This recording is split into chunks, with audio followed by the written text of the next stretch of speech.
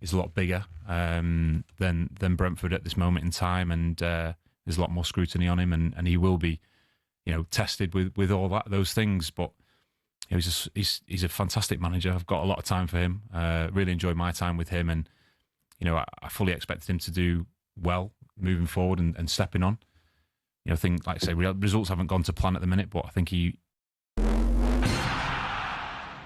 Who would have thought a sporting event's halftime show could have a bigger impact than the game itself? Well, the Super Bowl halftime show does exactly that. In 2024, Usher brought in an audience of 180 million worldwide, the biggest ever in the event's history. But how did singing and dancing get to be the centerpiece of America's biggest sporting event?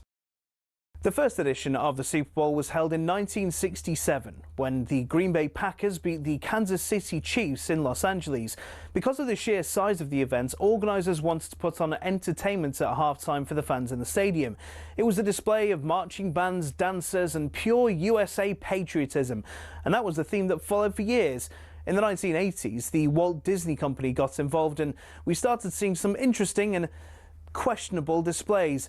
But we got our first glimpse of halftime shows to come in '93, when none other than Michael Jackson stunned fans with his 15-minute medley of his own smash hits.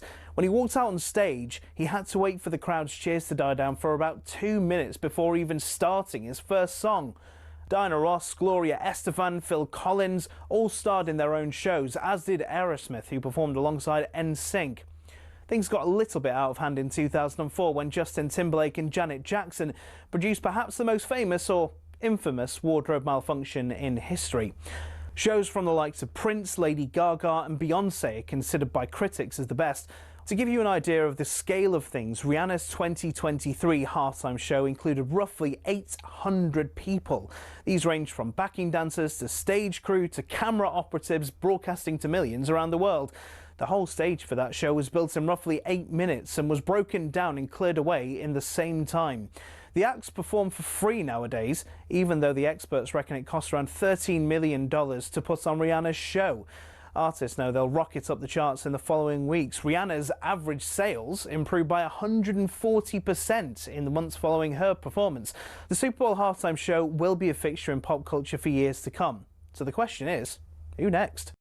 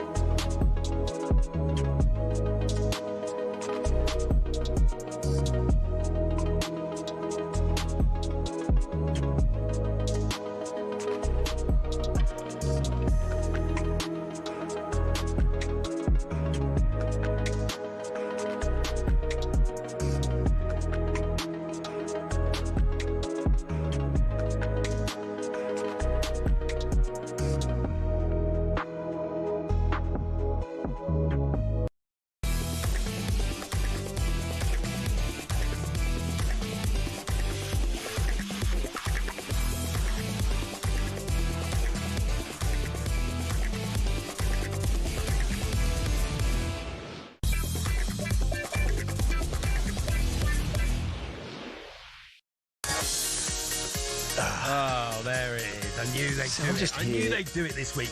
It's on purpose this week. Yeah, I'm just here rolling young, and this doesn't help me. This doesn't help, does it? Like, rolling young. I'm just trying to roll young.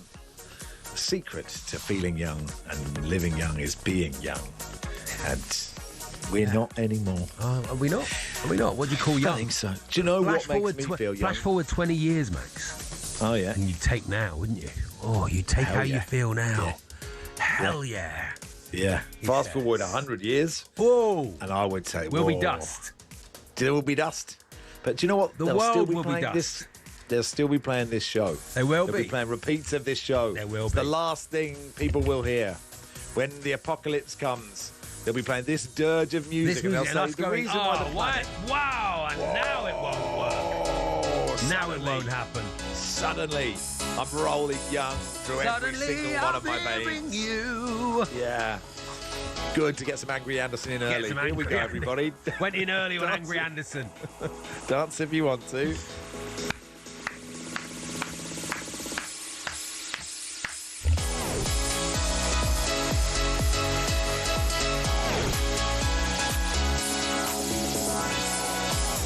Good morning, everybody. Welcome to the world's biggest sports radio station. It is talkSPORT. My name's Max Rushden. Alongside me, Charlie Baker. And Charlie, this is just any warm-up. This is the double award-winning, award-retired, record-breaking, more people listening for longer than ever before warm-up, Max. On Saturday, the 7th of February, 2026, and at 12:30, it's Manchester United, the Red Devils, versus Tottenham, the Spurs. In the Premier League, it's a talkSPORT exclusive. Presented by Faith Carruthers. Commentary from Sam, the Sausage Gilet Man Matterface, and former England captain Stuart Psycho Pearce, the Obi producer. Oh, it's Salaman! Move out of my way. I know you're feeling me 'cause you like it like this. I'm breaking it down. I'm not the same. I know you're feeling me 'cause you like it like this. Go get it! And then at 12:31, it's Derby v Ipswich in the Championship. It's a top October exclusive. Presented by Natalie Sawyer. Commentary from Ian, the Duke of Knutsford Danter, and former Leicester winger Mark Albrighton, the Obi producer. Oh, it's Ian Danter!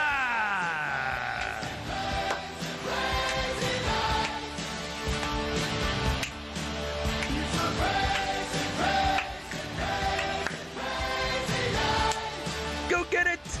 And then at 14:30, it's Game Day Live with Adrian Forget about the business. The best in the business. You'll cross me again, and I'll make mincemeat of you tiny wet. Adrian Durham, Martin Keown, and Scott Minty Minto. It's on talkSPORT. Adrian, forget about it. Durham with all the goals as they go in from the Premier League and the EFL, including Arsenal, the Gunners, versus Sunderland, the Black Cats, Bournemouth, the Cherries, versus Aston Villa, the Villains, and Wolves versus Chelsea, the Blues. Plus, our classified results services at 17:15. Notable lads, eh? Notable lads, eh? Adrian is at Burnley, Martin is at Arsenal, and Scott is at Wolves at 15:01. It's Coventry v Oxford in the Championship. It's a talkSPORT exclusive. Not on UK TV. It's not on UK TV. It is not on UK Not TV. on UK TV. Go get it. It's presented by Natalie Sawyer. Commentary from Joe Shannon, Big Joe Shannon, and former Wolves keeper Matt Minty Murray Mintz, the OP producer. It's been Joe Shannon.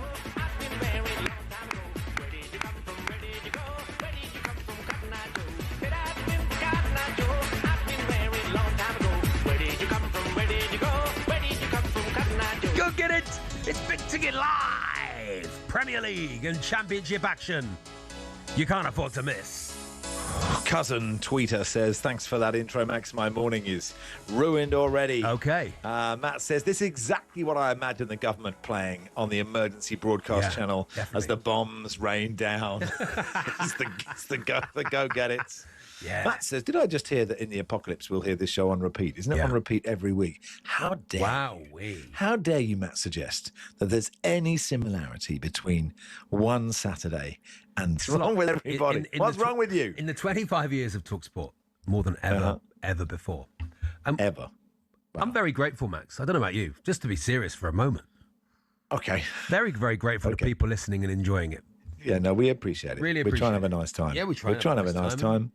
You know, we're trying not to take the football too seriously, you know. But on that note, But Messi also, or Ronaldo, 8-10-89.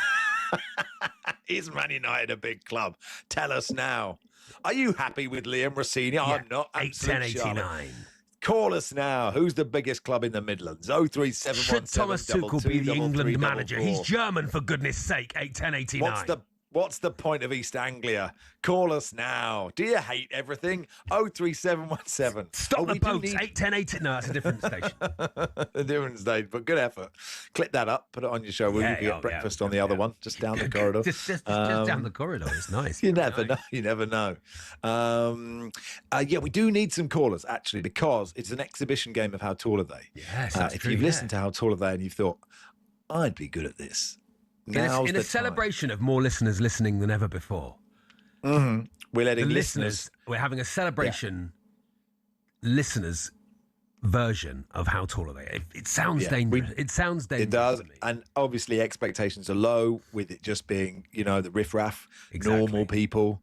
We don't expect much of you, but we need two of you. So, and if you call now, then you'll get a theme tune. If we can get your name early, we can come up with a theme tune. Like We'll Crazy give you Nights. Like we have Crazy Nights for dance. That's because he loves Kiss. But I was just thinking during the singing of Crazy Nights there, Max. Yeah. Imagine writing that song.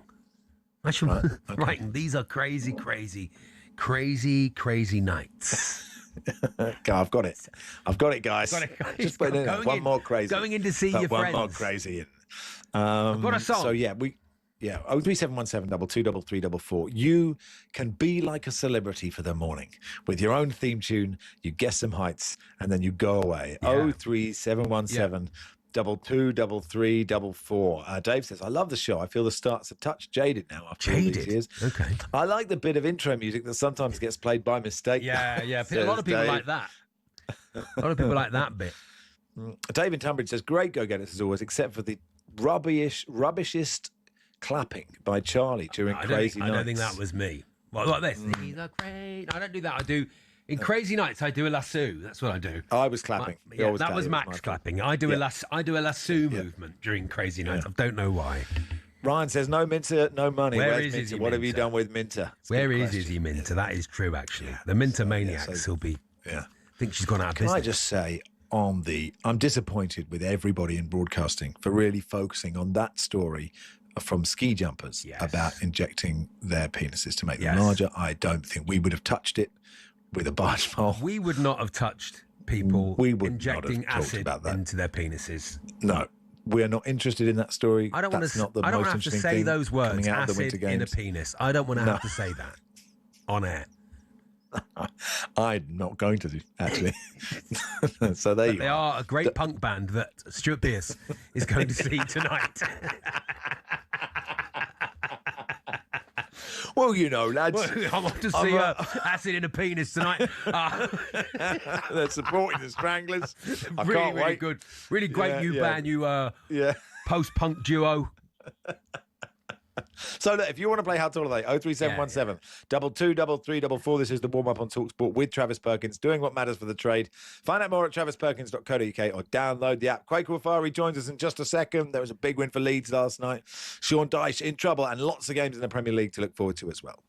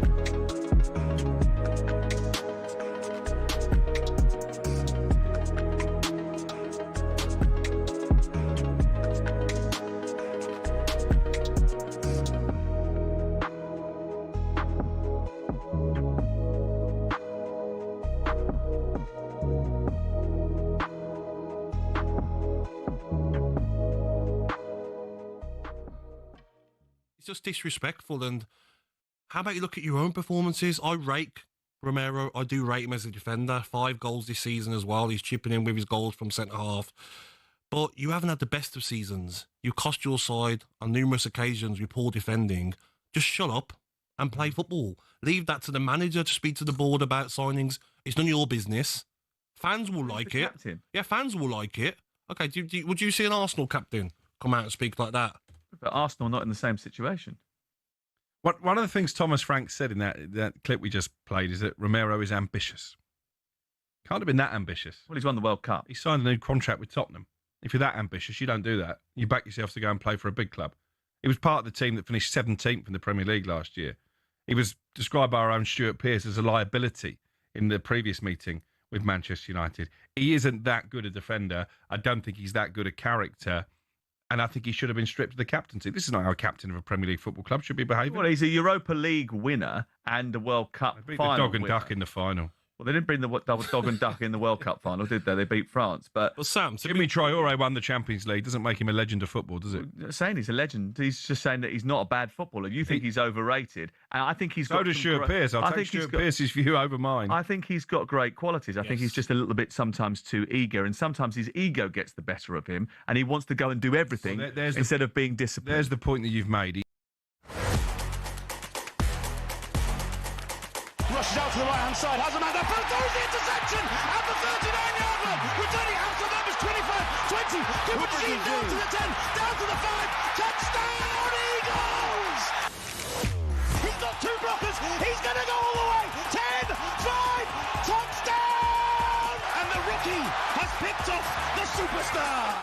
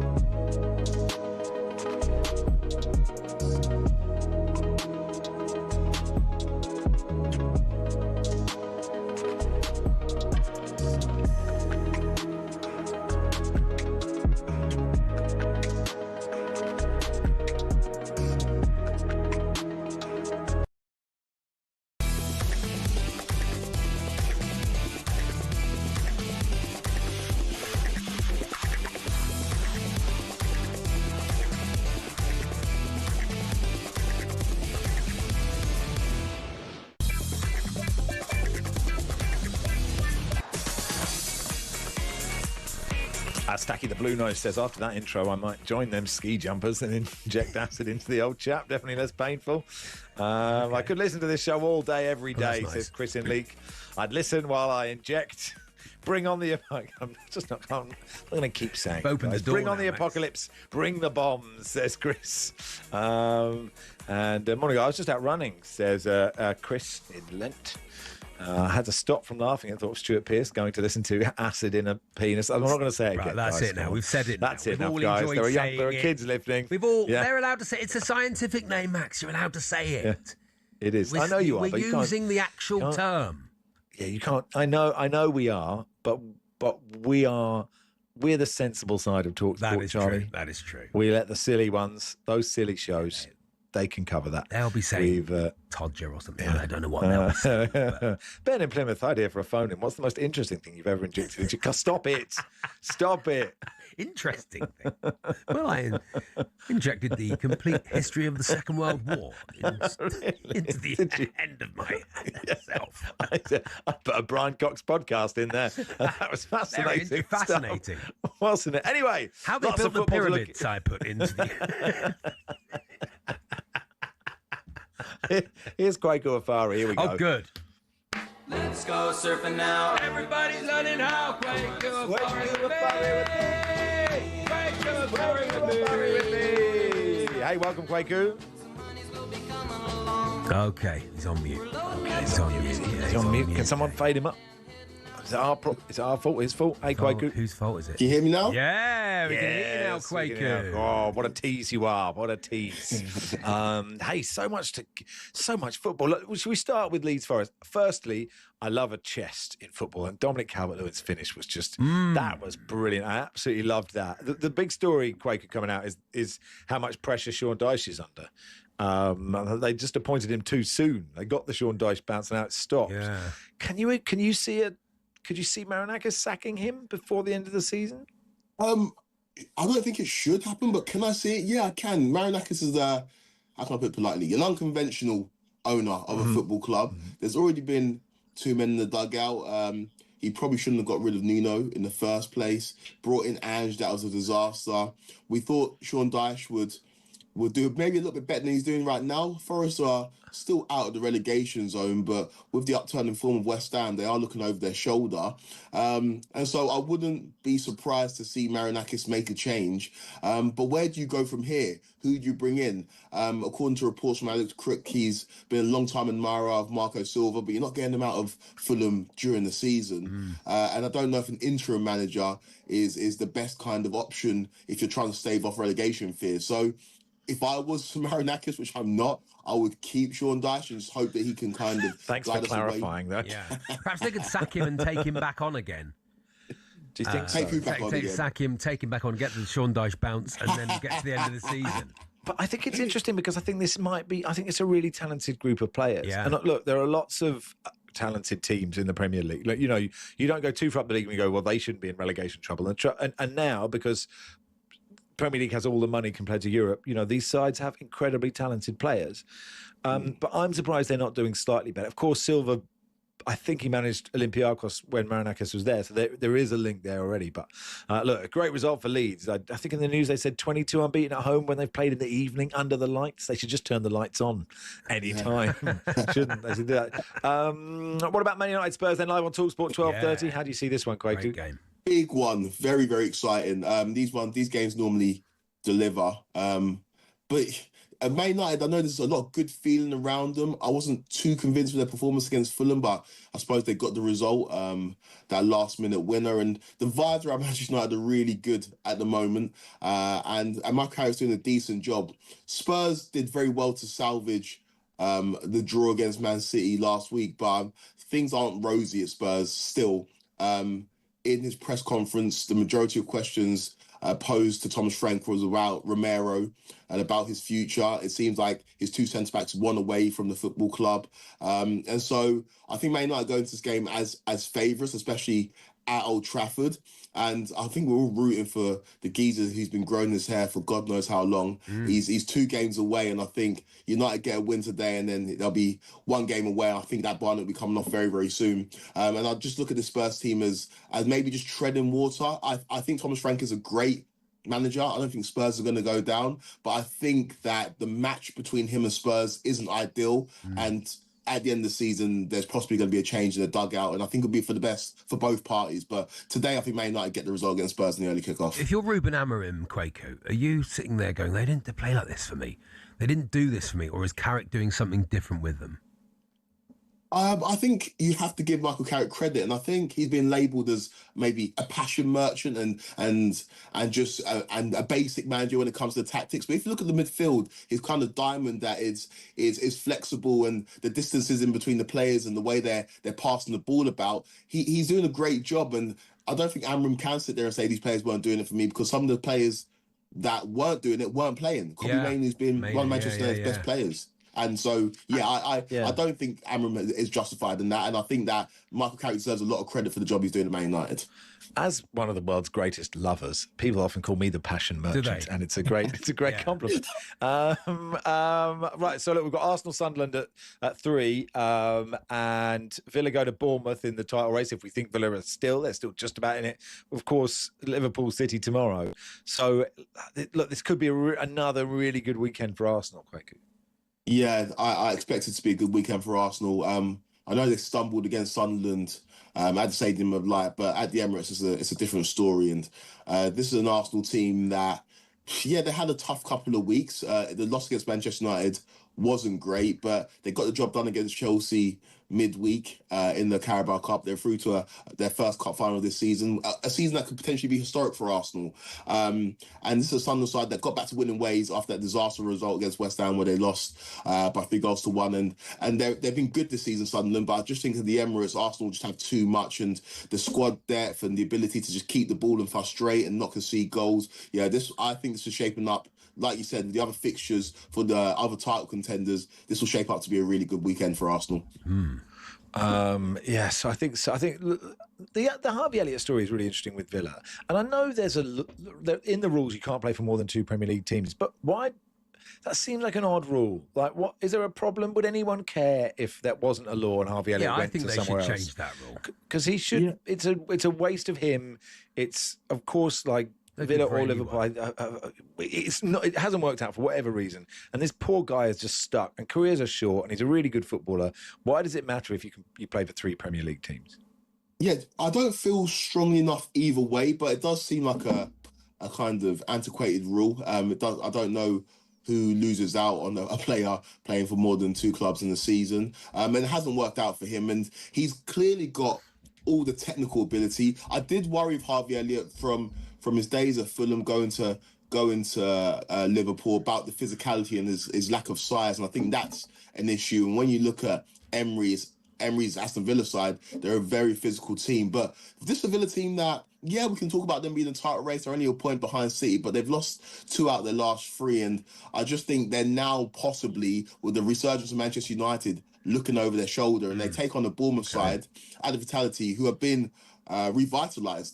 They found form again. They really struggled in November and parts of December, but they've won 3 out of their last 4.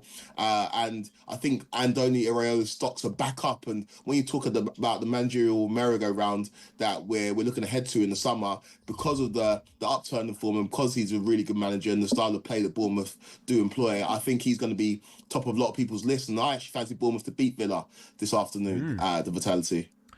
Wolves are carry at on, home to Charlie. your Chelsea, Kwaku. Interesting performance and result midweek. I'm saying interesting because I know you'll probably be pretty depressed about it. I think Chelsea go and win today, don't they? Yeah, I think Chelsea win. The Chelsea fan base was split on the performance against Arsenal. Of course, we were all devastated by the result, but I understood what Rushden was doing in the first half.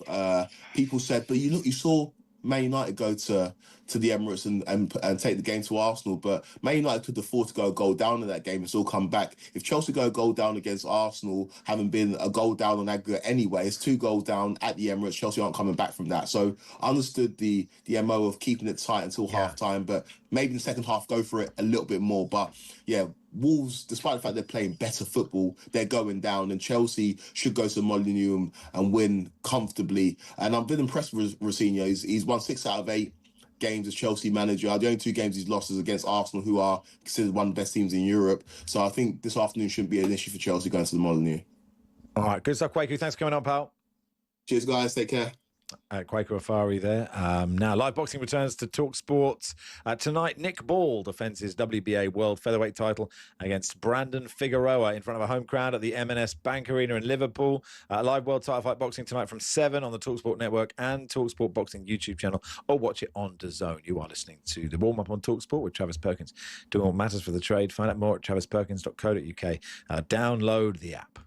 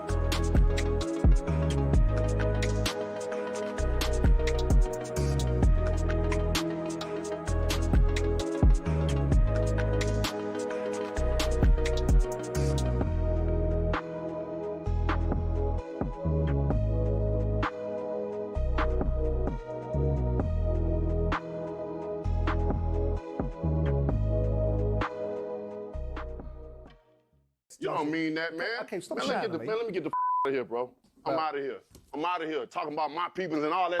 It's hard to believe a black man and a white man. The cheated. Tell him to sue me so I can show the facts early. Because when the documentary and everything, the story come out, I'm going to show everything. Fantastic. I'm going to get all the people that know and all the people that's in the inside. He got people that in the inside of him. They're going to know. I don't, what? I don't about that. How on earth do you reflect on that? What was he going on about? Well, look, I mean, at the time, I was a little bit embarrassed because I thought the show's coming off the rails and it was a big show and Deontay Wilder's a big name. So I'm sitting there thinking I'm a bit embarrassed by it. Then I thought, he's a bit of a tit. And then I thought, is he on drugs or something, or is this theatrics? And then I just came around to the conclusion that he's not right. He's not well. And all this ayahuasca stuff probably hasn't. It's probably worked in reverse. I thought it was supposed to make you calm and zen-like. Listen, I didn't provoke Deontay Wilder by asking him a question that he didn't want to answer. I asked him a question about something he had said, not something I was trying to engineer into clickbait. He called Tyson Fury a cheat. He's sitting in England. Tyson Fury, in some people's minds, is a legend in boxing. And so you're sitting in England. I thought, not unreasonable. Someone else asked him the question, and he didn't like it.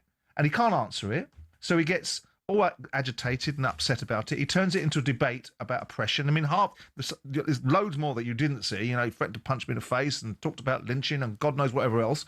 And I understand that he's got things in his life that have challenged him. But later on in the afternoon, you saw him. He went off to...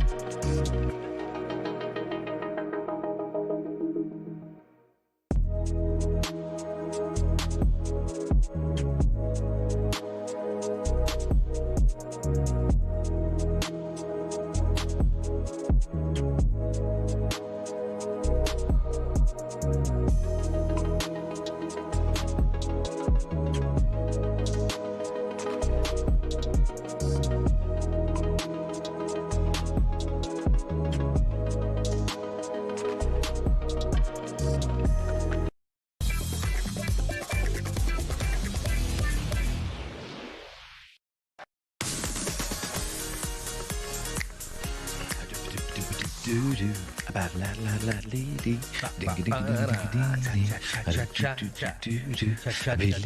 They used to call me the passion merchant, Max. Till I got into the old ski jumping. Then oh right, okay. It went out the. And it was downhill after all. It all went downhill after that. That was a lovely joke. Thanks so much. Abby in Glasgow says, there's an exhibition game of How Tall Are They? Because Lars not available for the second, is it the first semi-final? The semi-final draw, well, the last quarter-final, I believe. The last quarter-final. So we'll do that next week. Next week. So it's just an exhibition in How Tall Are They? Oh, it is live in Riyadh, because that's where the money is, and that's where we're taking How Tall Are They at 9:45. But the game is between two normal people. Yeah, it's very like Dancing on Ice when you watch the sort of plebs have a go, isn't it? Falling over. Do you think so? It is. Like that. It's we'll like, be laughing at you. Yeah, it's like normal traitors or celebrity traitors, right? But this is Mike Facey and George Williams. And Abby says the Facey guy should have the A-Team music. Face from bad. the A-Team. Yeah, not a bad. Not show, bad. Abby. I mean, let's face it. Yeah. I'm going to say 100% of our audience want to hear the A-Team theme. Who doesn't want to hear the A-Team theme? Just at all time. Anyway, before that, let's do some Winter Games. Ola Chinoy is Winter Games morning show host. Say, Ola, how's it going? Hello, Ola. I'm very well, thanks. How are you both? Yeah, very well, thank you, Ola. Always nice to have you on. What a versatile broadcaster you are to go from the Tour de France to this. Yeah. I can barely do one thing, Ola. How was the opening ceremony for you? Awful. Can I be really honest? Yeah. I missed most of it. It was bad, Ola. You didn't miss anything. Because doing the job means that you've got to be prepping for the job. So I was in doing the pre-show for the opening ceremony and for the Olympic Games in general, which is really fun. But then my alarm was at 4:30 this morning. So I got to watch Mariah Carey, that vision of a goddess, in the studio before I then got a taxi to my hotel. And then I watched some of the athletes going into the stadium from my bed. And then I had to go to bed, go to sleep. So I didn't get to see very much. I thought What did I I miss? thought Mariah Carey phoned it in a bit, if I'm honest. Do you know what? I thought she could have put her back this- into it a bit more. This might be unpopular. I kind of don't care. Okay, She's yeah, Mariah sure. Carey. Do what she can do what likes. she Yeah, wants. yeah, sure. Turning up and just being there Yeah. was enough for me. I almost cried just seeing her, to be honest. She should have done All I Want for Christmas Is You as well. Well, I know. Give the people I know. what they want. Wrong time of the season, but still wintry song. I Yeah, felt it like we would've- could have would've gotten away with fitted, that one, would've been really. fine. Yeah. Yeah, you're right. A bit of snow would be fine. Anyway, beyond Mariah Carey, Orla, what should we be looking forward to today? Today, we have the mixed team event, the mixed doubles in the curling going on right now. So we've got Bruce Mowat and Jen Dodds going for Team GB. They're undefeated so far in these Winter Olympics because, of course, the competition gets underway for some of these sports before the opening ceremony. They're taking on Canada right now. So it's a really good start, but Canada will be their toughest game so far. They've got another 4 left and it's going to be their toughest matches, really. So that's on right now. Then we have Kirsty Muir. She's going to begin her Olympic campaign, which is going to be so amazing. She is an absolute legend already. She's only 21. So she was the youngest member of Team GB back in Beijing. And she's going to be a big, big medal hope. Her medal event actually is on Monday, but she starts her campaign today. So a few early things to look forward to this morning. Can you tell me about ski mountaineering making its debut? This is people climbing the mountain and then skiing down the mountain. Is it sort of cross-country skiing and down, or is it actually like they've got really like crampons and everything and then ski down? Do you know, I don't even know the technicalities of all of it yet. I will be an expert by the time we get to it.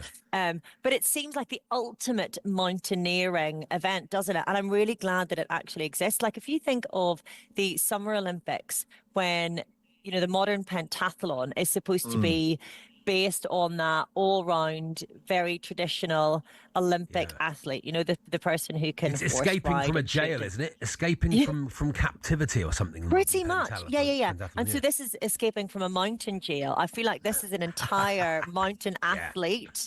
Yeah, you know, although the tested jail in is at the its bottom purest of the form. mountain, isn't it? Yeah. Because you've got to climb. So no, it's And they go back it's a down again. jail. You're returning to jail afterwards. I think this analogy has In- fallen flat already. What are we I tell you going to what, win? maybe your family's on the other side of the mountain. I've got it. Hang on a minute. This That's is it. important. No, They've it's a escaped good from point. jail at the bottom of the mountain. Yeah, They've climbed all the way up to the top of the mountain, and then their family on the other side with a ski-doo, taking them to the closest airports to get them out of Got there. it. We're done. Brilliant. Yeah. You've escaped. Okay, good. What are we going to win? What are the hopes from from Team GB in terms of have they set targets? Yeah, they have set targets. So the official target is 4 to 8 medals. The most medals that GB have won at a Winter Games is 5. So they've done that twice in Sochi and Pyeongchang. But the target for this year is 4 medals to 8 medals. But we could be looking at it being a bit conservative, to be perfectly honest. The number of medal chances are really, really strong. The number of world champions coming in. So we've got Kirsty Muir already. She's a really strong contender for an early medal. In the other skiing events, we have Charlotte Banks, we have Mia Brooks, we've got Zoe Atkin, then we've got the curlers. So we've got the mixed doubles on at the minute. The men's team has got a really, really strong chance, led by Bruce Mowat, who's taking part now in the mixed team event. But they were silver medalists in Beijing and stand a really, really good chance there. We have the men's skeleton. So Matt Weston is the defending world champion right now. He's won 5 out of the 7 World Cup races so far this season. Who won the other 2 World Cup races? I hear you ask. Well, I'm going to answer you. It's Marcus Wyatt, his teammate. So another Team GB athlete who was silver in the World Championships to Matt Weston last year. So really strong chances there. We've got Lila Fear and Lewis Gibson as well in the figure skating. So we could finally be putting the bolero to bed. Not that we ever will, of course, because that will always be the ultimate when it comes to figure skating. But we might have a new one to celebrate. There's plenty and plenty of medal hopes. It's really exciting. And they're genuine medal hopes, you know. They're not these outside chances. We, of course, had 2 medals from Beijing, and they were both in the curling. Curling stand strong chances as they always do, and the women will be defending their gold. Maybe not quite as strong a chance as the men there for a gold medal at least.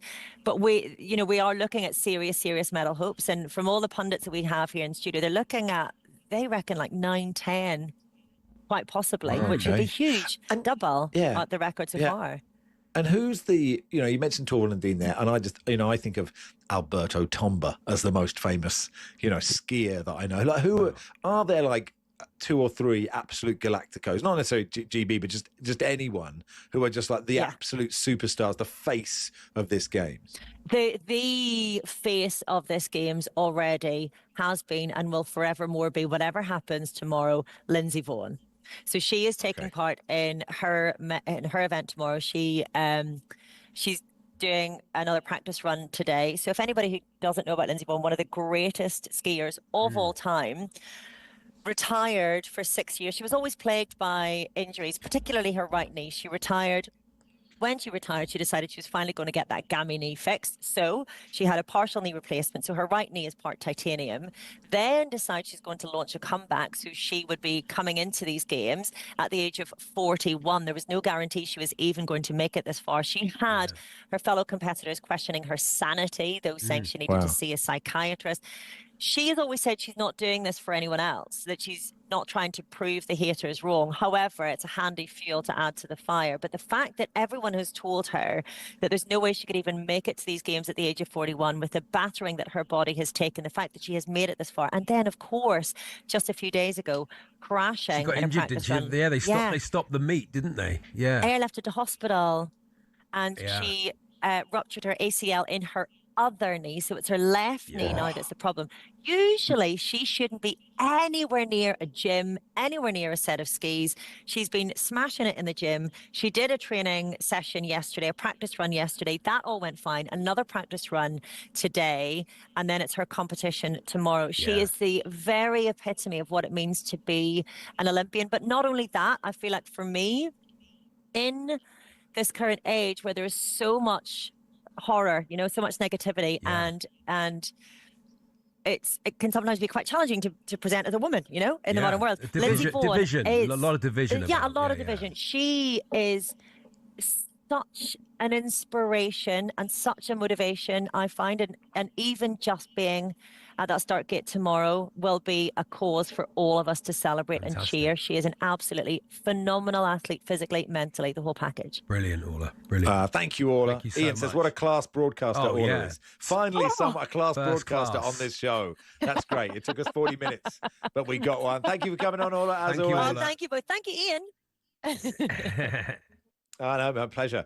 On his behalf, Ola Chinoy there, you can watch every moment of the Winter Games Milano Cortina 2026. Does sound like an old car from the 80s. With the going. Hang on, let me just finish the sponsors thing. Live on TNT Sports and Discovery Plus from yesterday to the 22nd of February. Charlie. With that sport, which I like the sound of, where you have to climb the mountain and then go down the mountain, you should get the choice of which one you want to do first. You should you should be like, do you want to start at the top, or do you want to start at the bottom? And then you get the choice. Which one's faster? You've got to start at the bottom. You've got to start. You've got to get the hard bit out the way first. Yeah, 100%, and then wee. But you might get so far I think that's. ahead. I am not. Are they saying wee as they go down? I'm not in Team GB. I've skied maybe 3 times in my life, but I think if you get to that real elite level, if you are challenging for gold, you are going wee as you go. I've only down ever the skied slopes. twice on the dry ski slope as you drive into Plymouth. There's one just as you drive in. I've only ever been there twice. Okay. Would I get in the team or? I don't think so. Is Graham Bell still doing it for us? How much skiing have you done? 8, 10, 89. Come on, tell us. How many times have you been skiing? Twice in Plymouth, I've been. See if we can get all the places. Hang on, I went once with school, and then I went once with sixth form, and once with Jamie and I've been snowboarding once in New Zealand. So 4. I'm at 4. Can you beat 4? 8, 10, 89. Charlie, have you been skiing less than Charlie twice in Plymouth? An exhibition match of How Tall Are They coming next.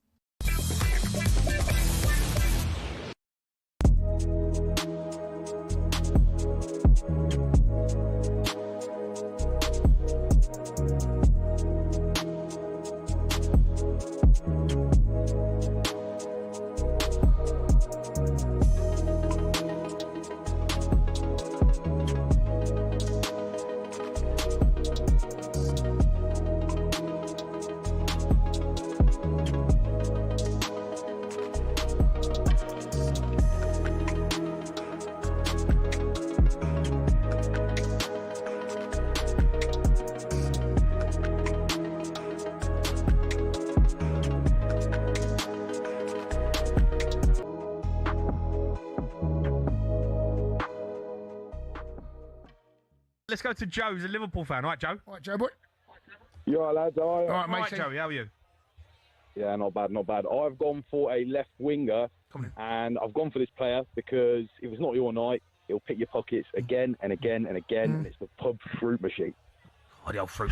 Mate, the back line, we've got a doorman, we've got carpet and a fruit machine. Mate, this is the stiffest. He wants him as a left winger. Oh, you said left wing? I thought you said left back. Fruit machine, left wing. Oh, he's not getting past anyone. What, the fruit machine? I mean, modern day wingers, you know, they're quite tall, lanky. I mean, look at Cody Gakpo, for example. Yeah, but I wouldn't describe Cody Gakpo as a fruit machine. I mean, you pick your pocket. It's You wouldn't, would you? the slot machine. Yeah, oh, the old slot. Oh, see, you might change. Yeah, The fruit machine, though. No, wait, listen, I'm having him. I'm not sure he's a left winger, mate. Well, yeah. It don't strike me. If I said to you, are you playing that wide left? And I said the fruit machine, you go, who's he getting past? Where are we thinking for the fruit machine? Because I like it. I feel like the fruit machine needs to be in there because he's a staple part of a pub. You stick him in front of the back four. You want to play him CDM? Why? Because he's always picking pockets. Picking pocket. There's a little bit of that going on. So we got a fruit machine in the seat. He's like Yaya Toure, isn't he? It's Yaya Toure because he's not a Kante. Casado? He's a bit of a Casado. Oh, Yaya's like a big old unit, right? Mascherano, the fruit machine, picture pockets. Whoever, mate, right? But he's not a left winger. The fruit machine's not left wing. I think here's what we need. Right. We need a little bit of. We need a little bit of movement. We need a bit of. So we've got right back the coaster. We've got the coaster at right back. He ain't going nowhere. We've got carpet and the doorman, and in front is a fruit machine. Yeah, and the condom machine in goal. Mate, I wouldn't mind taking it. At the minute, if I saw that back, if I get like a sniff of their team, I was saying, have you heard who's playing at the back? I'd be like, right, get a bit of pace. We need a bit more flair. We need a bit more flair and a bit more pace. Yeah, okay. Somewhere. I don't know where it's coming from in the pub. Okay. Okay.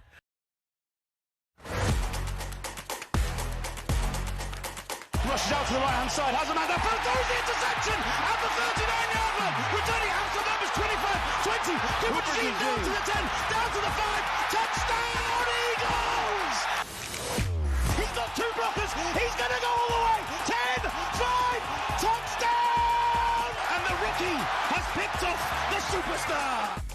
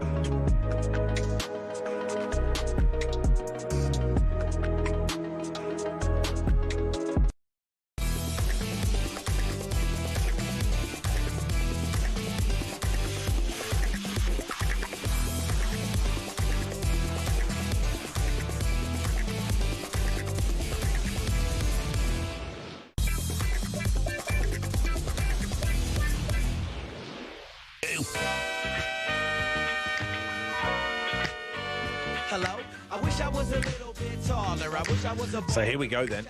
It's an exhibition, so don't expect much from these normal people. They can't be expected to perform at this elite level. It's like Soccer Aid, Max. You know, you go into it all very excited. It looks like a football match. It feels like a football match, but there's just something missing. Yeah. Okay. Well, let's bring them on. But in a very patronising way. Be kind. Here we go. At home, it's George Williams. Because George. Yes. Williams. Do anything for you. Because you're George. Yes. Williams. No, you'll get me through. Hey, welcome, George. Hello, I am so happy with that theme tune. Oh, good news. Baby bird, George. Baby bird. Where are you, George? Where for ages. Berkhamsted. Yeah. Berkhamsted. Berkhamsted. Okay. All right. Are you looking forward? Are you good at guessing the heights? Have you guessed the height before? Well, in the privacy of my own home, I'm a bit of a legend. But obviously, when you start being with the elite, we'll see. Yeah. Yeah, and the pressure of live radio. It's pretty intense, but look, you sound confident. So look, pretty good, George. And you're at home, so you know Mike Facey has his work cut out. Let's bring in Mike Facey. Here we go, Mike Facey. Oh, Mike Facey. Whoa, where's the A-team theme? Oh, we wanted the A-team for this. We wanted the we've A-team gone theme. back. We've gone back on this. They're not listening to the show. Well, are I think there's been a mix-up, but Mike, poker face for Mike Facey. Do they look upset? through No, the they glass, look like or? it was my fault. They're looking at me They look like like it was they're not my bothered. fault. They're not bothered, Max. Oh, really? They Was it are your resting fault? on the laurels of more listeners for more hours than ever before. We told the audience we were going to play the A-team thing. Get it ready. We need the A-team theme. We need the do what you A-team can. theme. I'm going to have to find out my Mike phone Facey. otherwise. Mike Facey, well, you can't just play it down your phone. It's a Well. radio station. We're going to say, hey, Mike Facey, welcome. Hey, good day, Max. Hello, Charlie. How you doing? Very good. Good Yeah, day to good, you thank too, you. Mike. You're up against George Williams. How do you feel about this as an opponent? Well, he says he's elite at home. Is that on your phone, Charlie? Yeah, sounds good, doesn't it? No, turn it off. tinny and awful. Yeah, look, it's a... look, it's going to be a tough game, Mike, but I believe in you. Are you good at guessing heights? I believe in me. Well, yeah, why not? I've seen heights all my life. Have you, Mike? Great. Have you, Great. Mike? He's You've got seen me- heights before. You hear that, George? Mike has experience. Actually, He's seen this is how interesting. tall people are. Yeah? Just George, on just hearing Mike speak, how tall do you think Mike is? Good question. Oh, he sounds like a little man to me. 5'7". 5'7". Mike, how tall do you think George is, Mike? George is playing big man energy. I think he's 5'8". Okay. How tall are you, Mike? 6 foot. Yeah, solid. What We about don't you, know George? that. Can't check it. 6'2". Can't check 6 it. foot Can't two. check it. No, but they face are that. honest. Shawnee says, I pity the fool that doesn't play the 18 theme. Yeah, Matthew, find what the a 18 massive theme, disappointment please, from the guys. Brooks team. I've been sat in Tesco car park for 20 minutes waiting to hear the 18 theme. Gah, he says. Anyway, let's play How Tall Are They?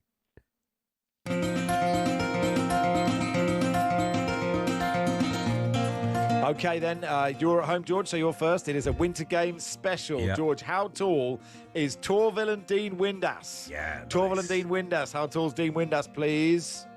I'm going to go 6'2", same as me. 6'2". 6'2", says George. Mike, how tall is Torvill and Dean Windass? Dean Windass. Oh, I think he's a little bit shorter. 6'1". Oh, 5'10". Nowhere It's still near it. 0-0. As we Embarrassing. said, It's they're embarrassing, just isn't it? normal Be people. kind. They can't be expected. Yeah, be kind to these people. kind They're to just them. normal, run-of-the-mill, ordinary Joes. We'll Over do to you, like slightly easier one for you.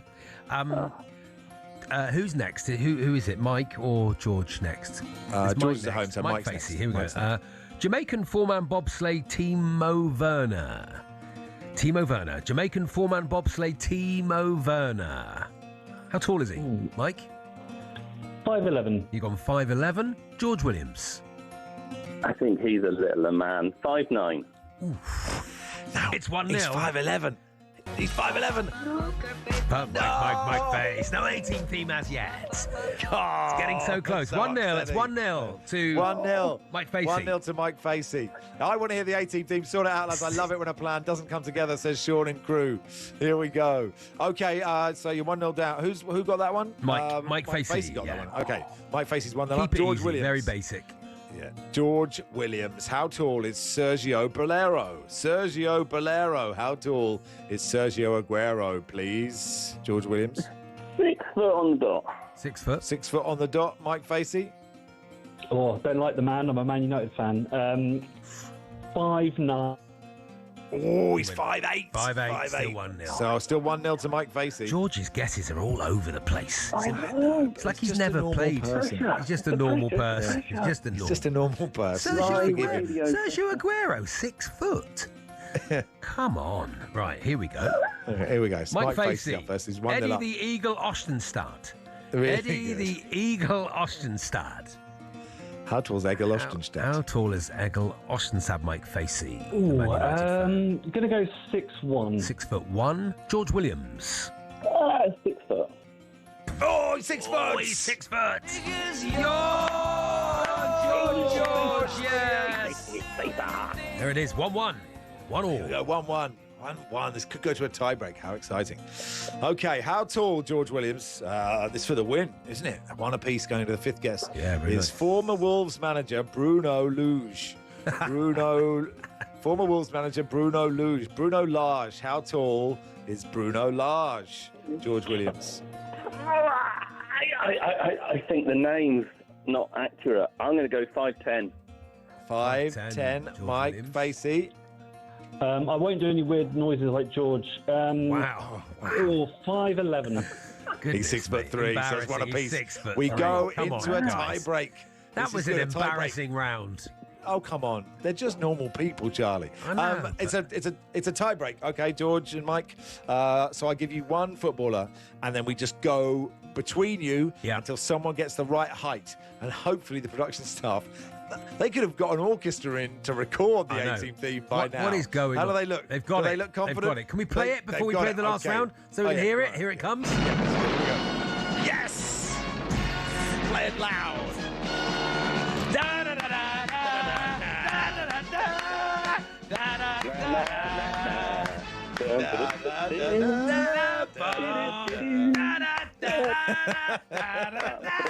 Okay, here we go. Tie breaks on. Tie breaks on. So, George, you're at home. What hand is my phone charger in? Left or right hand, George? Your left hand in the It is in my left hand. Do you want to go first or second? First. Okay, then, George. How tall is Robert Lewandowski Sunday? 6'3". 6'3". Mike Facey. I'm saying 6'4". George Williams. 6'2". Mike Facey. 6'1". Play the 18th theme! Yes! George Williams. Oh, Mike Facey's won it. Mike Facey's won it. Mike Facey. If George Williams had won that, it would have been a travesty. He was awful at it. It's embarrassing. Just play the 18th. Just play the 18th theme tune. Nice. And Thank you, George. Thank you, Mike. Play the 18th theme. Keep going. Keep going.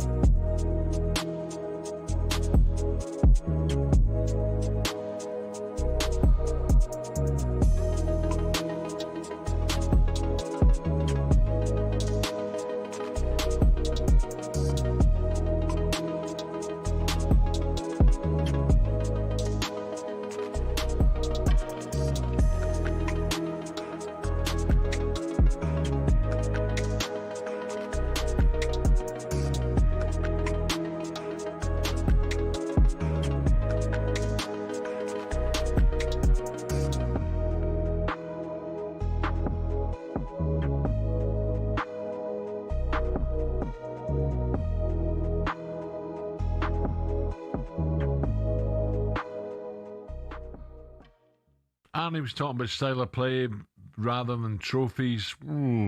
It's great to win trophies looking good, but I don't think Liverpool fans will put up with not winning any trophies, or it'll be hard for them. You've got to win something. Oh, absolutely, 100%. And you know, with the money that they've spent as well. I mean, you've always got that thing, which is you've got to win something. You rightly say. I think that with them is that, you know, good result against Newcastle. Yeah, take it all day long. But as I say, we're still looking at, you know, what's it going to be at the weekend. Whereas, as we know, with last year, it was like win, win, win all the time. And the thing about it as well, they've had lots of injuries, Liverpool. But listen, you know, it happens to everybody, doesn't it? Yeah. Matt, where do you sit with Arne Slot? Obviously, doing really well in the Champions League. Looking to have maybe picked up a bit of form again. Where do you sit on it all? He's one of those who's I think you know when you see his press conferences and you look at him, I think he talks a bit too much, which probably sounds ridiculous, but it's one.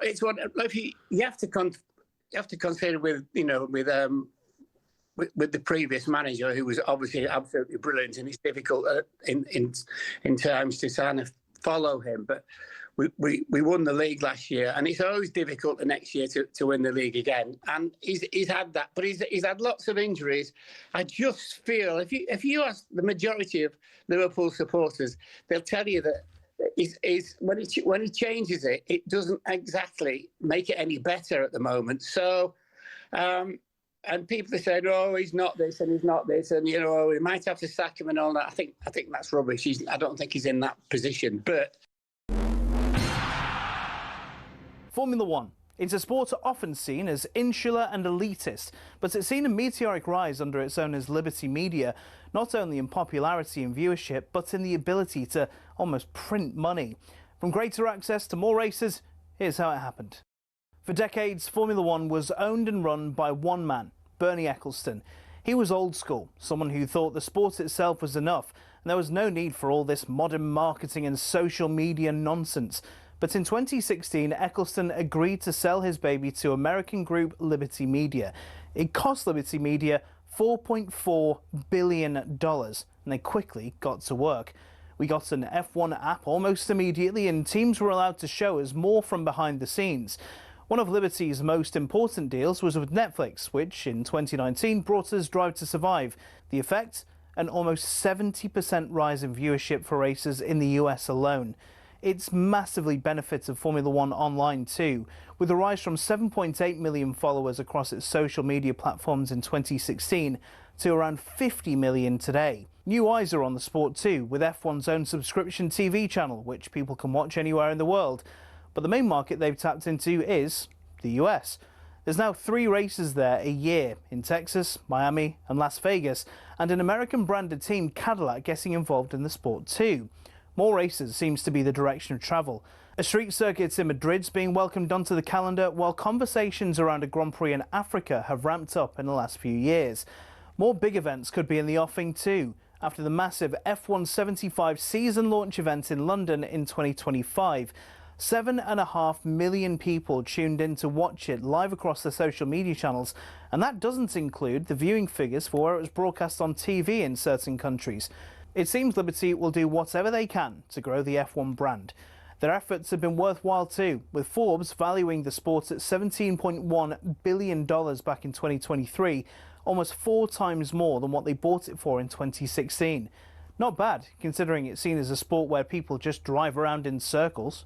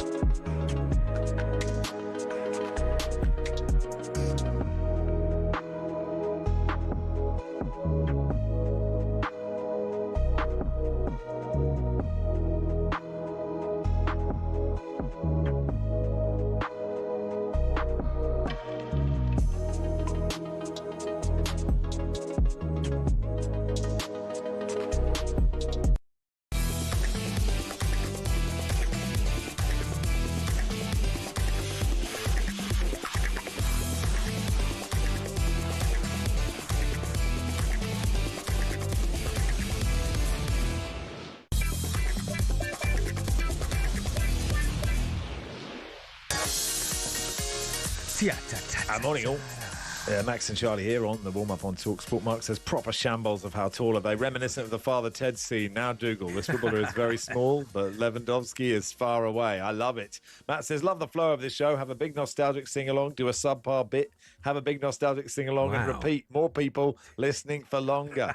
Mav says, next week, could we have Michael Knight versus Gary Airwolf if we are getting all 80s Saturday TV nostalgia going? Good idea. If you could get, if your name is Gary Airwolf, 03717 22 33 44. Time now for a look ahead to today's action with Enterprise Rent-A-Car. Destination football on talkSPORT with Enterprise Rent-A-Car. Whatever it is, we're here for it. a spell on you.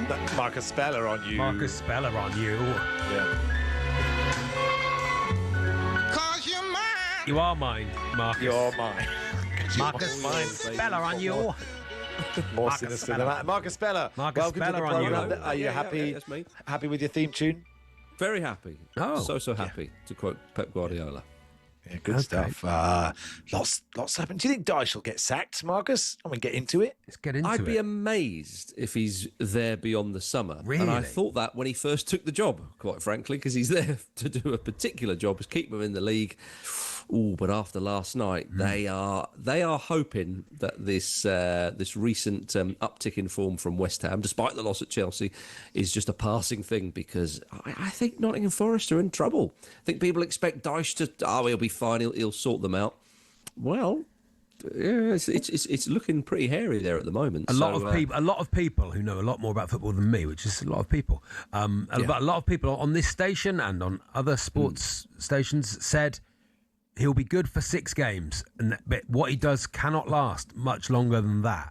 Just the way he manages, which I didn't really understand at times. I thought, well, he's done better than that before. That's what I thought. But that's what a lot of people were saying, and I didn't really get it. But that feels like what's happening. Yeah, I think this is the best squad, really, you'd think Dyche has ever had to work with. I say had to work with, he's ever worked with, sorry. And he, to try and get the best out of that attacking talent, he's not the man for the job. I think, it was a strange appointment with Ange Postecoglou. Apparently, he spoke Greek and Marinakis thought, right, that'll do me. And then he brings in Dyche because of the local connection and the feel-good factor. But as you say, after a handful of games, yes, he'll make them, run and press and do all the kind of basics. But for Forest, bearing in mind, Europa League team, that's not good enough, really. No. And as I say, they're really hoping that other teams are worse than them to survive, rather than, we should play our way out of this. Whereas, look at Leeds under Farke. Farke's not got the best record in the Premier League. He switches to a 3-5-2, starts whispering encouragement into Dominic Calvert-Lewin's ears and manages to keep him fit, and they're having a lovely old time. Yeah, lots of games this afternoon. We kick off at Old Trafford. That's where Game Day Live is after us. Manchester United versus Spurs. Marcus, how do you see it going? Well, this is how many Man United fans have been saying that these are the fixtures that are really going to test Carrick and Steve Holland. Obviously, great wins against Man City and Arsenal, but they knew how to set up against those teams. It was fairly obvious. But they played well. They executed the plan superbly. And then they played my beloved Fulham, and look, they showed character from getting pegged back to 2-2, and then obviously went and won the game. Šeško with a lovely goal. But the midfield battle, I think, is going to be a big one today, because with what Carrick and Steve Holland, who I don't want him to be forgotten in this, what they're doing at Manchester United is trying to get everybody, confident again and enjoying playing football again and enjoying having Kobbie Mainoo in the side, for crying out loud, because Ruben Amorim clearly didn't fancy him. But there's more to it than that Man United need to do from now until the summer. There's a chance for Champions League, of course, but they do need to look more convincing. There's a small sample size at the moment, I appreciate, but they need to be more convincing when they play inferior opponents at home. And as I say, that midfield battle is crucial, because Xavi Simons suddenly has found his feet in the Premier League, particularly, one might say, and there are gaps in that Man United midfield. It looks more balanced than it ever did under Ruben Amorim, so I give them credit there. But this fixture is one where Man United need to be on the front foot. Despite Thomas Frank's best efforts, Spurs' away record in the Premier League isn't that dreadful. Obviously, it's not as good as it was a number of months ago. But I would expect a Man United win today.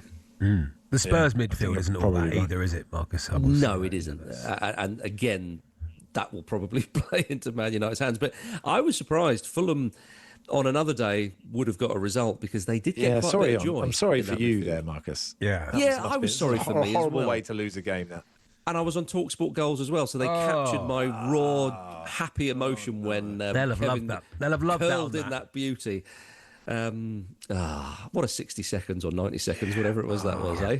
Did you think I've got to play it up for the cameras, because it's good for you, or did you not need to, because it was just so raw that you were you know me, Max. I'm a man after your own heart. I know where the camera is at all times. But the raw emotions of scoring a goal like that in the injury time at Old Trafford was still a thing to behold. Anyway, Everton at home today for you? Seconds, Everton at home, yes. How do you see that? Well, Everton have a knack of going to Craven Cottage and frustrating the home side. In recent seasons, I've seen Jordan Pickford masterclasses, and I think last season Everton, if my memory serves me correctly, won 2-1 there. They certainly won. So Fulham have got to pull their socks up after that disappointing end to the game at Old Trafford. But despite that, they are on a pretty decent run of form, and are dreaming of potential European football next season. So it's one of those ones where Fulham have got to be on the front foot, but Everton know how to carve out a result there. So I'm going to the game. It's going to be wet and windy, and I'm desperate for 3 points, because that is the type of afternoon when you go away, you haven't even got a single point. You're thinking, blimey, I hope the Saturday night TV is worthwhile, because I need to pick me up. What's going to happen with Marco Silva? Because, he knows Marinakis, and he worked from Olympiacos, didn't he? And there were lots of rumours swirling that way. I find it hard to know I don't know how good I think he is. I think he's good. Do I think he's brilliant? Do I think actually he could go a sort of step higher than Forrest? Like, I presume as a Fulham fan, you'd think that seems a bit sideways. Yeah, or even slightly downwards. Yeah, although they are in European football or European competition. I think Silva's a brilliant manager. I don't think he's elite. I don't think he's Arsenal or Manchester City level. But if I'm honest with you, he was linked to Spurs for a long time. Who knows, Max? He may well be linked there again soon enough. Of course, yeah, that is a distinct possibility. I honestly think he could go into a club like Spurs or even Manchester United, although I appreciate Carrick's so far passing his audition at the time of recording. I honestly think he could manage at a bigger club. I hate saying that because I love him and I want him to stay at Fulham for as long as possible, but I've got to be honest with you, and I think that he could manage a huge side. I think he's good with bigger players. I think he can re-energise and almost sort of repackage, if you like, players who have maybe lost a bit of confidence or lost a bit of form. And he's an ambitious manager, and he knows how to play and set up against the bigger teams and all the rest of it, and play on the front foot as well, and crucially, he doesn't play often with a back three. So I think he could be a manager of a Man United or a Spurs. But yeah, I would think, why go to Forest when you're at Fulham? Because the whole club is really shaped and moulded around him at Fulham. He's got, there's a bit of a glass ceiling, you could argue there, but he's very much got the ear of the board, and we know how Marinakis operates, so I would very much discourage him from going there if I could. Yeah, Forest don't want to become Watford, do they? Just going through manager after manager. Arsenal at home to Sunderland. Now, I think this is a bit of a banana skin for Arsenal. I think they might take it a bit easy, and Sunderland are well set up, and they're energetic and they're strong. I think they're a good team. Well, they are a good team, and of course they got that point against Arsenal, which made Arsenal kind of blink, didn't it? If my memory serves me correctly, earlier on this season. Talk about Man United Spurs. That's the type of game Man United to be on the front foot. Blah blah blah.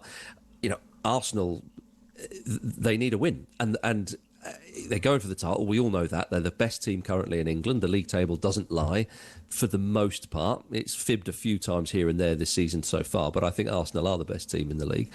And of course, with Manchester City facing Liverpool tomorrow, this could be a chance for Arsenal to put a little bit more distance between themselves and Man City. Aston Villa, people might start saying, yeah, they've maybe started to fall away from the title race, although they've been great this season, Villa, so credit to them. But an important game for Arsenal. I wonder how the nerves will be around the Emirates if they are not leading handsomely going into sort of the last half an hour or so of the game, because we're approaching. We're not in the business end yet of the season, but I think we're beginning to see it on the horizon. These are the games Arsenal need to win, and I would fancy them to do it. Yeah, I think they will. You're right. We're near the business end. We're getting ready for work. That's what's happening. That's the time of the season. We're getting ready to go to work. I think, for what it's worth, as long as City probably and or Villa can keep in touch, and so there's it's not that far away with 3-4 games to go. It will still be nervy, but I think we all agree that Arsenal are the best team and at the moment deserve to win it all. Thank you, Marcus. Thanks for coming on. Thank you, Marcus. See you, chaps. Marcus Bella there. That was a look ahead to some of the players we feel will be here for it and deliver this weekend with Enterprise Rent-A-Car. Destination football on talkSPORT with Enterprise Rent-A-Car. Here for it. Book now at enterprise.co.uk.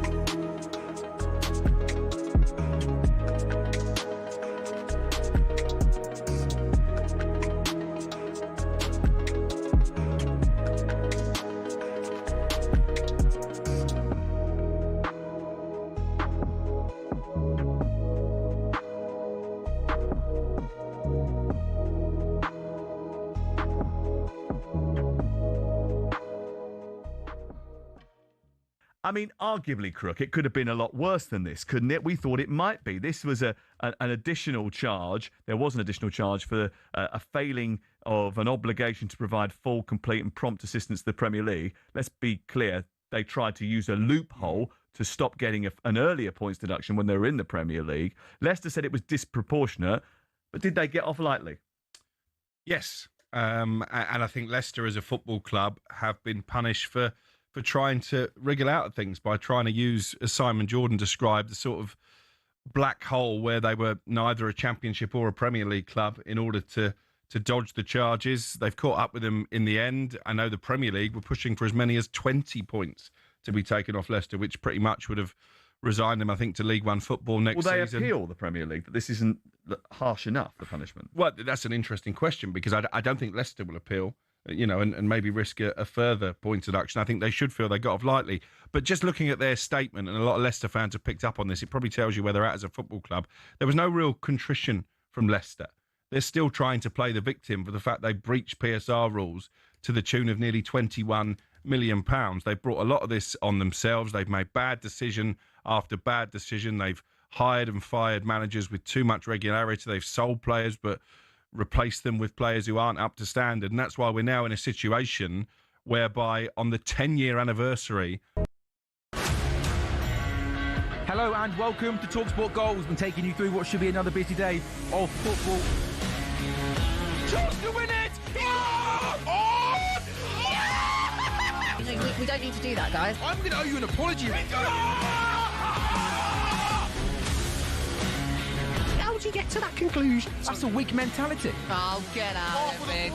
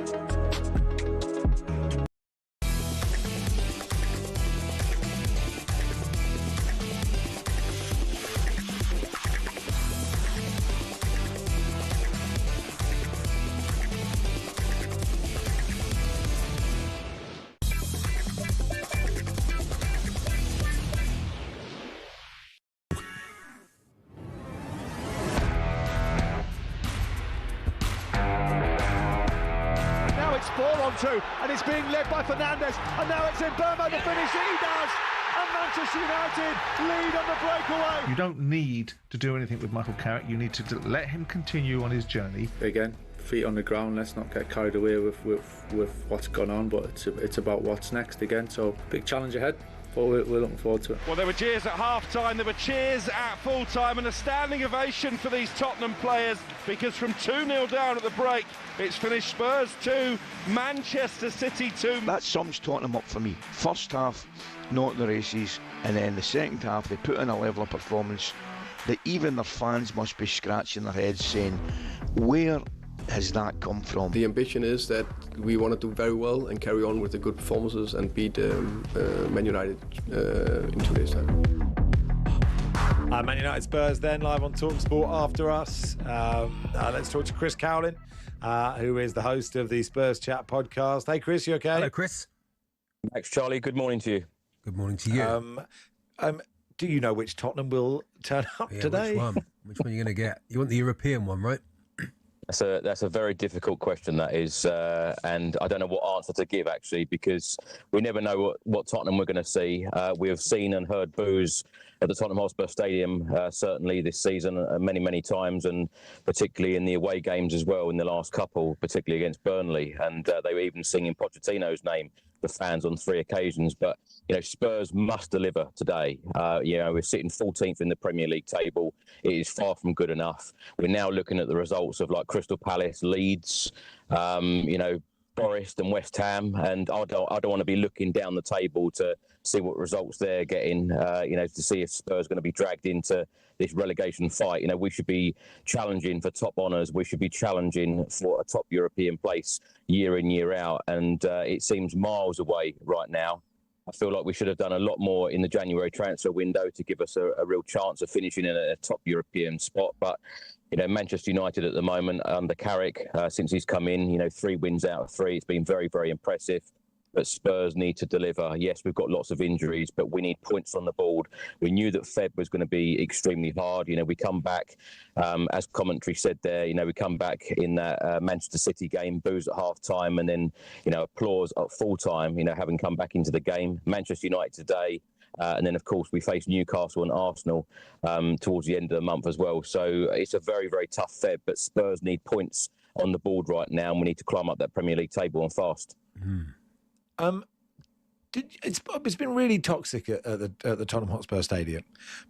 I got the sense, I wasn't there, but I got the sense from the crowd and from people that were there that second half against City, like something changed. Like at the end, there was a positivity. It was a great comeback, and people saying that half was the best they've played at home perhaps all season. Is that fair? I mean, it doesn't change everything. It doesn't change, you get home and then you think, actually, it's still not great. But, was there a moment? Did it feel like there was a bond between the players and the fans and there was some sort of faith in Thomas Frank in this 45 minutes, or is that overstating things?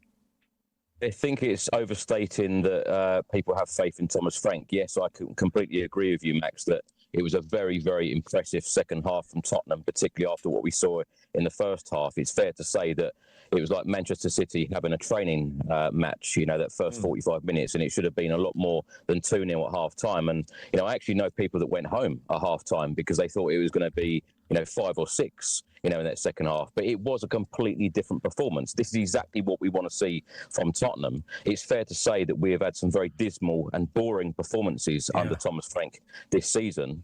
But when you see signs, you have to see signs every week, game by game, week by week for me. Have we seen enough under Thomas Frank? No.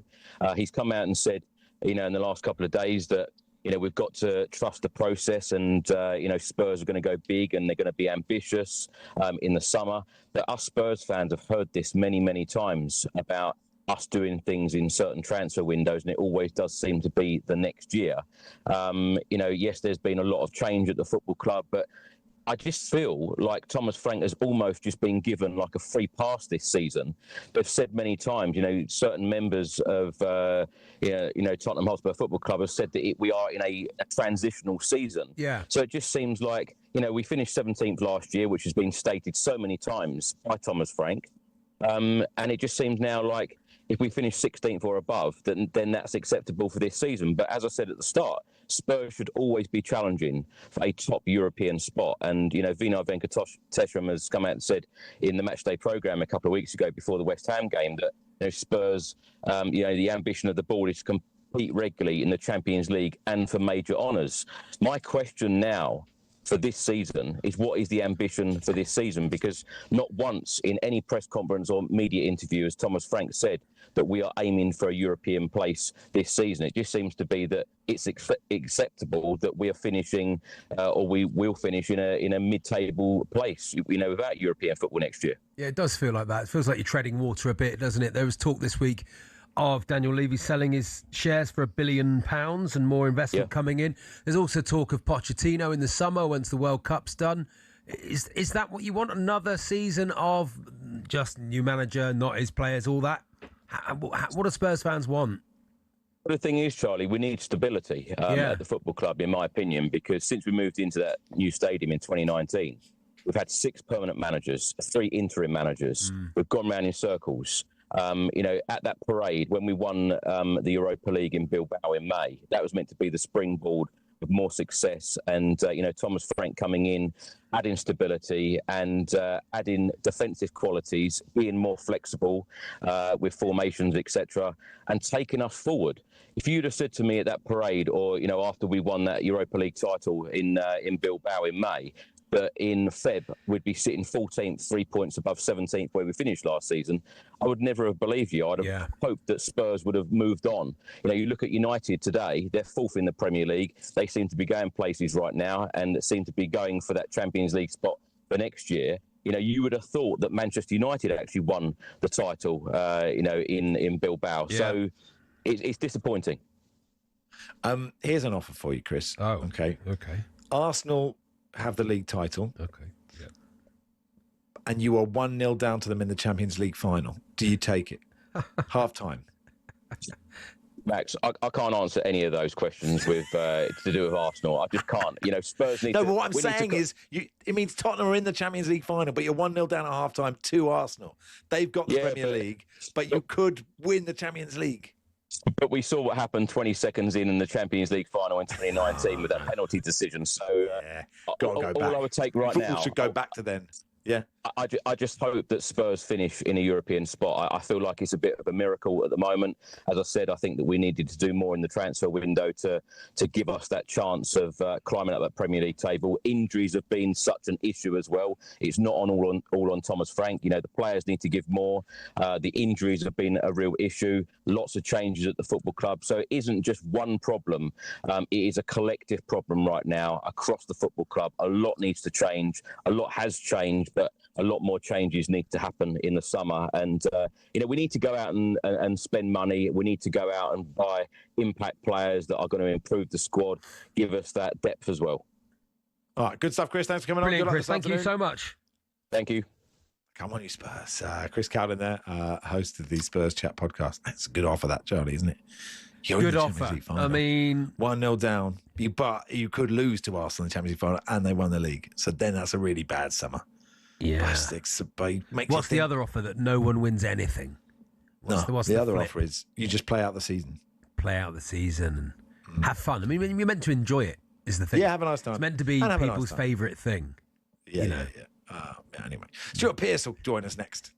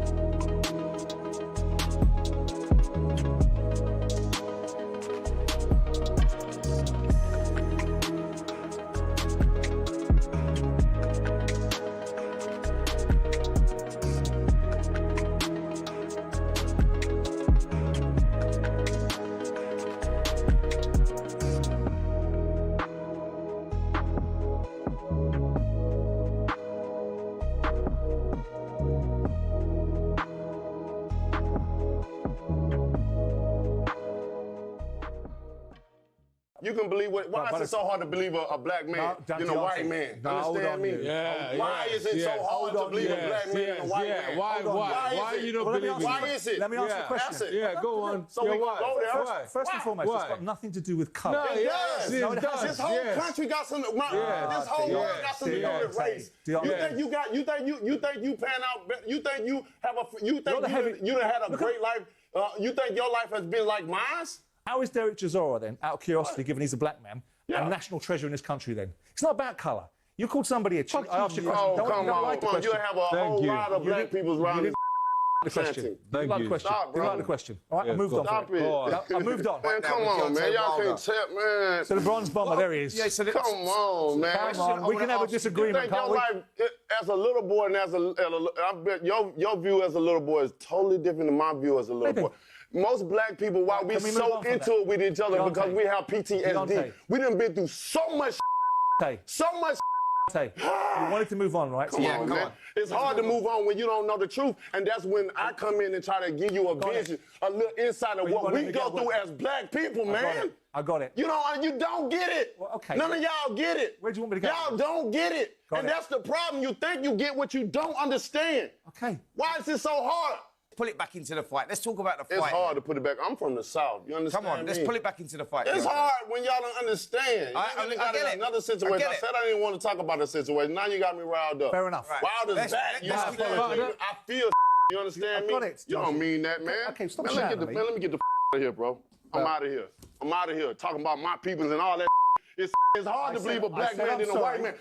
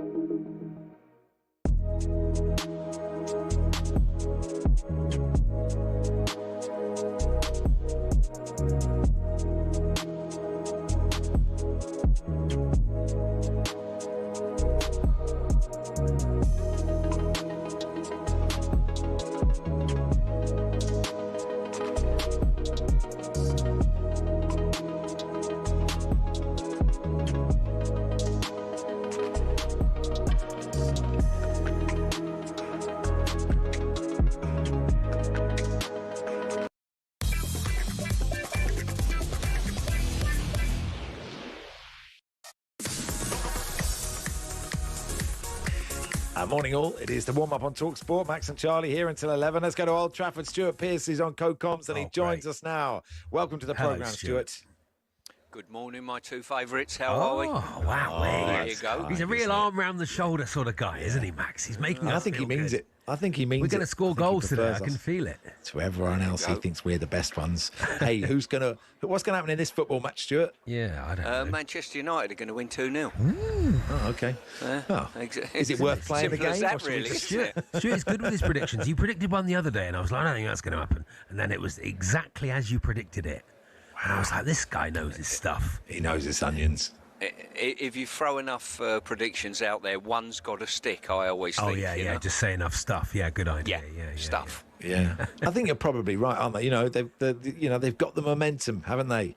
The DNA. You know, I was wrong about DNA a month ago. I still think I was right, but let's not go into it. No, you were definitely wrong about the DNA one. It seems as a one-off, the DNA has worked here. Last week, that was pure DNA, wasn't it? A last-minute winner from United. I tell you what I want to ask Stuart about. It's Kobbie Mainoo was nearly out the club, was nearly sold, was nearly not at Man United for the rest of his career, and yet that was just all on a manager's whim. That seems a lot for him to have that in his life, and now he's come back and he's sensational again. Yeah, all it takes is one manager to sort of revere you or give you a chance in some ways. And probably last Friday week I went to John Robertson's funeral and he was appointed in case at Nottingham Forest, you know. No one really fancied him there. Cloughy come in and saw something in him that he thought was special. And, wow, what John done for the club, you know, at Forest was appointed in case. Mainoo the same. But then again, you've got the situation with Rashford. If Rashford was still here, would he have, been, and Jesse Lingard maybe as well, in time gone by. So, yeah. I wonder if those players look at it and go, could just go back now. Just go back to... I don't know if Marcus Rashford was to go back from Barcelona. He's in Barcelona. It's all right. Barcelona's okay. Barcelona, Would you have gone to Barcelona, Stuart? Yeah, Stuart. What, leave Forest? No chance. Never in. No chance. Max, what's come on. Barcelona got that Nottingham hasn't? It's not got a Hooters. Hey, Max and Charlie. It's not got a Hooters. That's true. Yeah, well, I mean, maybe it does. We're looking to export a Hooters shortly, you know. We're in negotiation. Are you the CEO? I didn't know you were the CEO, Stuart. You're CEO of Hooters. Stuart Pearce joins us. I'm one of the Hoots, it's fair to say. Fair enough. Well, look, you've got to have different interests, haven't you? What you do in your own time's up to you. It's not professional chat. Here's a text, Stuart. Hey, Max and Charlie, can you pass on a band recommendation to Stuart? They've just started a tour. Go and see Hot Wax. I think they'll be right up your alley. Are you aware of Hot Wax, Stuart? They're an alternative rock, grunge, post-punk trio from Hastings. Okay. Good. So I shall go and have a listen on my way home tonight. Okay. Good stuff. Okay, well, if not Hot Wax, what's the last one you went to, please, Stuart? Last one was... I think it was last Saturday, the Skids in Birmingham. I'm doing something. This is why I'm a very good husband as well. Oh, yeah. Robbie Williams at Brixton on Sunday. Wow, I mean, I wouldn't, there we are. Yeah, which is a little bit off-piste for me. Not for you, is it, Stuart? Not in your normal Venn diagram, but look, I know you like music. So there's good music and there's bad music. A live gig, exactly. A live gig is a live gig. Robbie will put that on his poster, won't he? Yeah, Stuart Pearce. He'll say, a live gig's a live gig. A gig's a gig. Stuart Pearce. Exactly. So that bloke at the back, wake up. CEO of Hooters. Well, lovely stuff. Enjoy the game, Stuart. Thanks for coming on, as always. My pleasure, gentlemen. Take care. Have a good weekend. Thank you, and you. Thank you so much, Stuart Pearce there, England legend, and a great asset to this programme. Hot Wax up your alley, Max. You said that. We're back on the old ski jumping. That's what he brought into Hooters. That's why he's made it such a success. Let's look at the latest answers to head of today's action. Thanks to William Hill. In the Zone on talkSPORT. Brought to you by Final One Standing from William Hill. 18 plus gambleaware.org. Terms and conditions apply. Phelps! Not just anybody. Phelps! You know I need someone.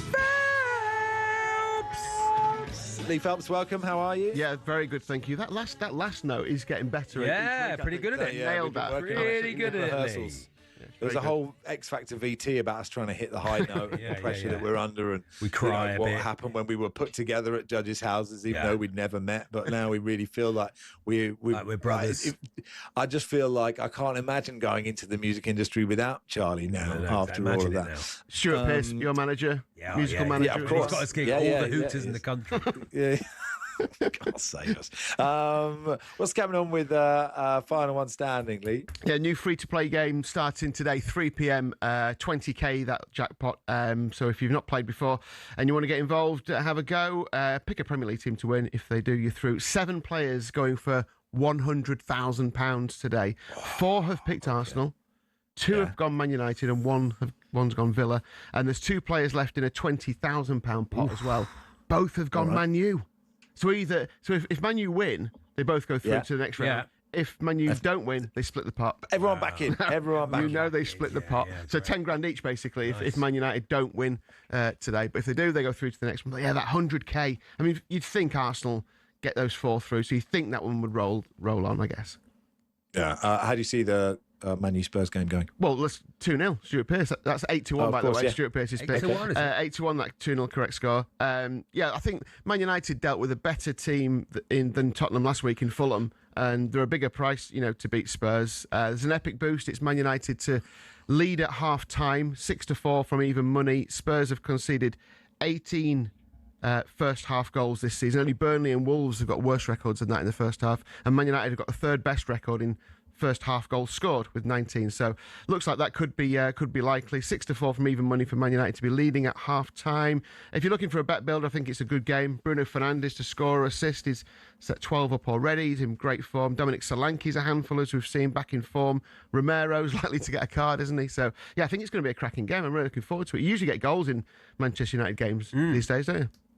Yeah, I think it'll be I'm sort of terrified, but you never know. So I like it as a Premier League fixture, that's for sure. Lots of games at 3 p.m. Can you round them all up for us? Yeah, we were filled in on Wednesday night on the match result and both teams to score accumulators. One customer took home £40,000 from a £2.50 accumulator, and there were a few like that. So if you're one of those and you're looking for another ACCA, you've got the ACCA boost available today. 4 or more picks.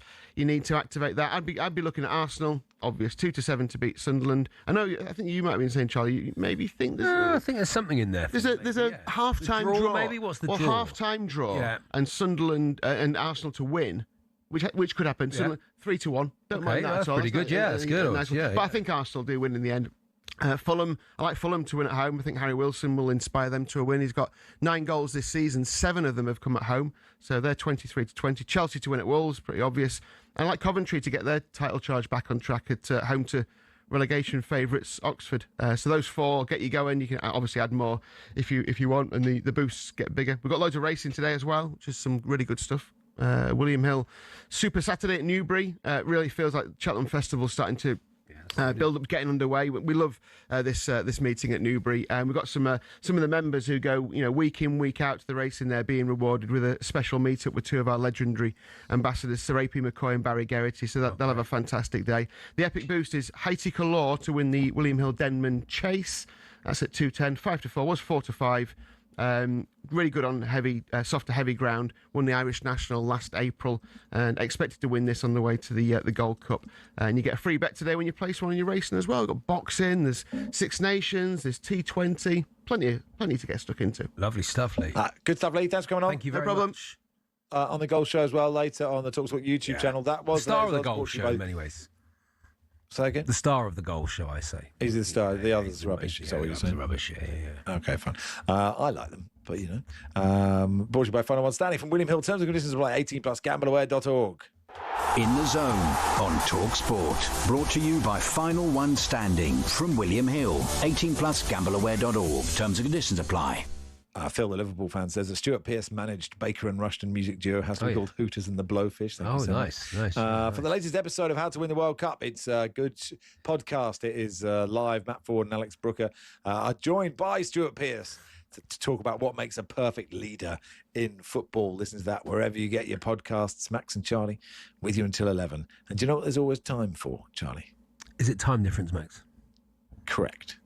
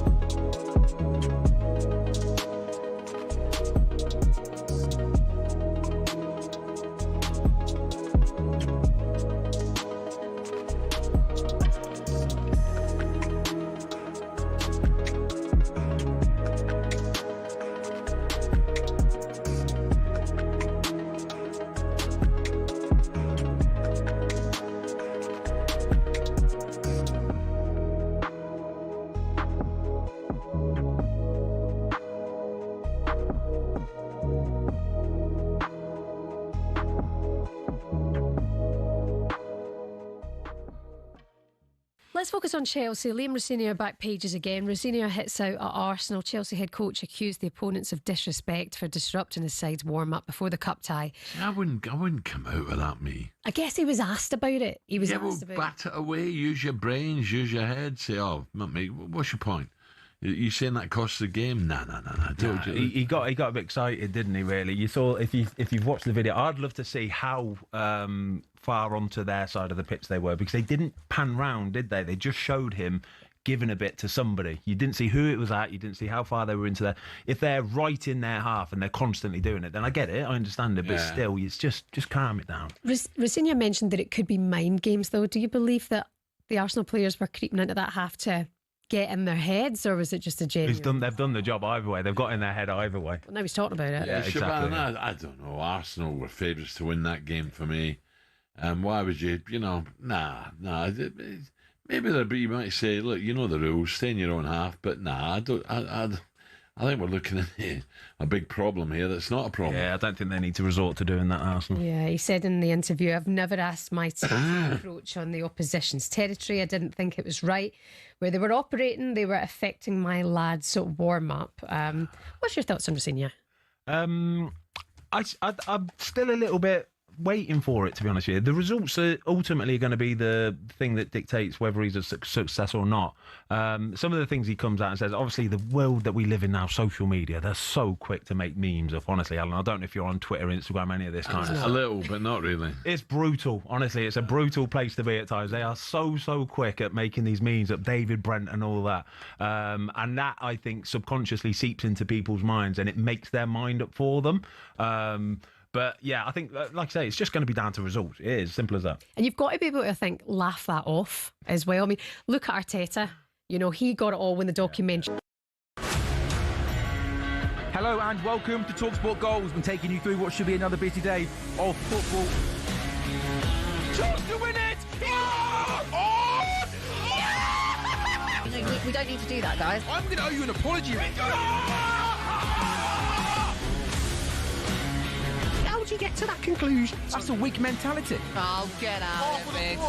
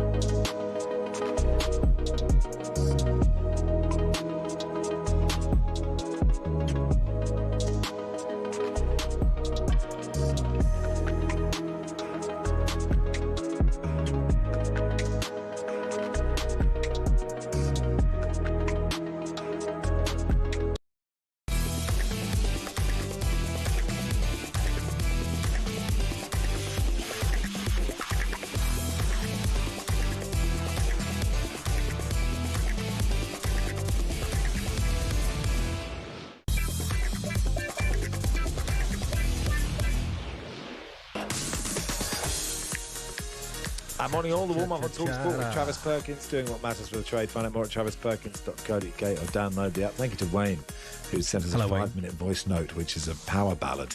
I don't know if he's written it or it's a famous song I didn't know, but is there always time for Wayne Aston's power ballad, or is there always time for time difference? Play a 5-minute power ballad. It's possible. Before time difference, Super Bowl is tomorrow night. We'll play time difference before the Super Bowl happens, just to be clear. But we are live on the West Coast, bringing you all the action as the Patriots take on the Seahawks. Our team are on the ground in San Francisco. You'll get all the pre-game buzz, big-name interviews from Radio Row. You can listen to the latest episode of Road to the Super Bowl on talkSPORT 2 from 5 o'clock this evening as our team build up to the big game.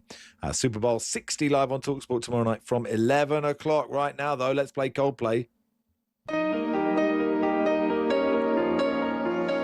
And let's go live to Leicester Forest East Services, for there is always time for time difference. And here is your host, Jeff Peters. Hey, Jeff. Jeff Toppers Peters. Welcome, Jeff. Good morning. Good morning. It's very cold in Leicester. It's -6. -6. -6. Oof. Minus 6 points. Minus 6 points, of course. It was a football, sorry. It was a satirical football joke. I should have laughed at my own joke, Charlie. That's what you should do. That's the key. You could be in league.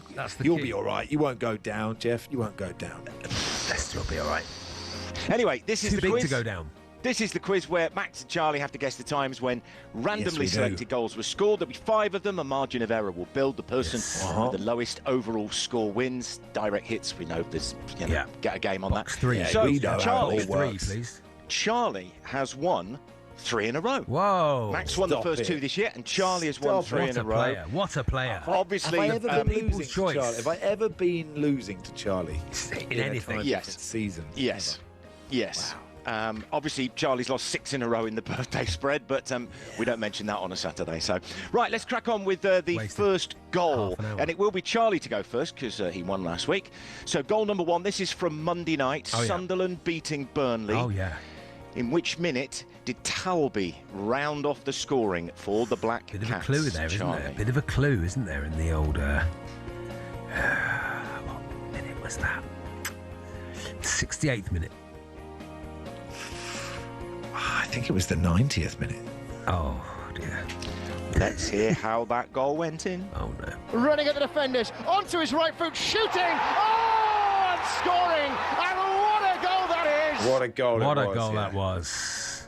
That goal went in the 72nd minute. Oh, Max Rushden. No. Oh, no. Max Rushden, he's had a mare early on. Max I was so confident. I was so confident. Oh, dear. So it's Max 18, Charlie 4. 18-4, Charlie, 18-4. Well in the lead. But the beauty of birthday spread is you can come back, Max. Yeah, you're right. You can go back to 0-0. I like the birthday spread. I like that.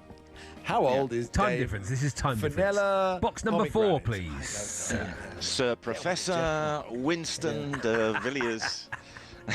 Cardiologist 97. And opera singer. Yeah.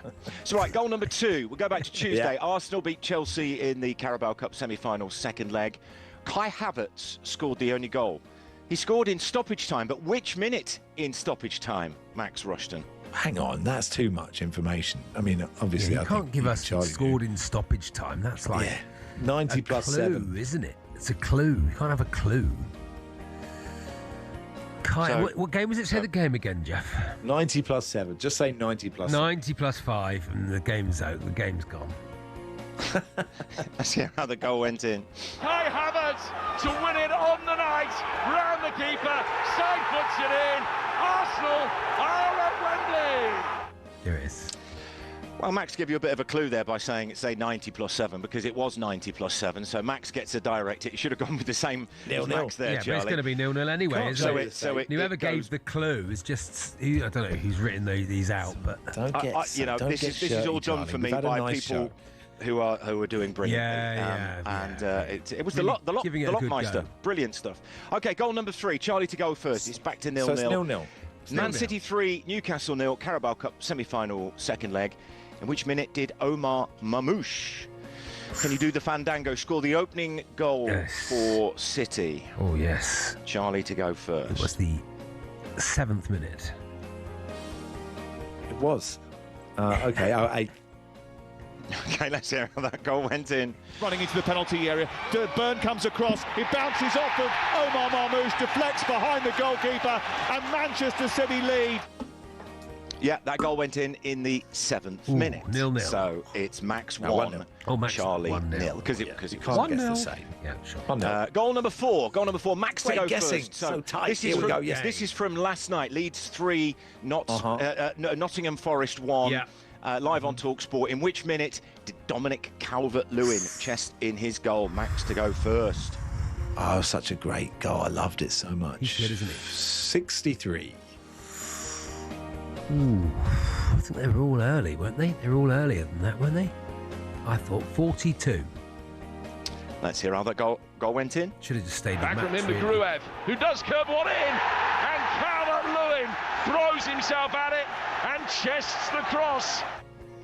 Okay, that goal went in the 49th minute. So Max 14 out, Charlie 7 out. So it's Max 15, Charlie 7. Charlie leads by 8 with 1 to go. Wow, so Charlie will game. guess first because he is in the lead. So we're going to take you back to last Sunday night Cremonese 0, Inter Milan 2 in Serie A, live on the talkSPORT YouTube channel. Why weren't you listening to it? Why weren't you watching it? YouTube channel. In which minute did Lautaro Martinez score for Inter? And it's Whose guess is this? It's really Charlie to opens it up guess, for 'cause Max, Charlie's isn't in he? He's got to regals it or not, basically. He's got to be 9 either way, or whatever you guess. Not a clue. So I'm going to say the 52nd minute. Who scored the goal? Lautaro. Yeah. You said 52nd. 62nd. Let's hear how that goal went in.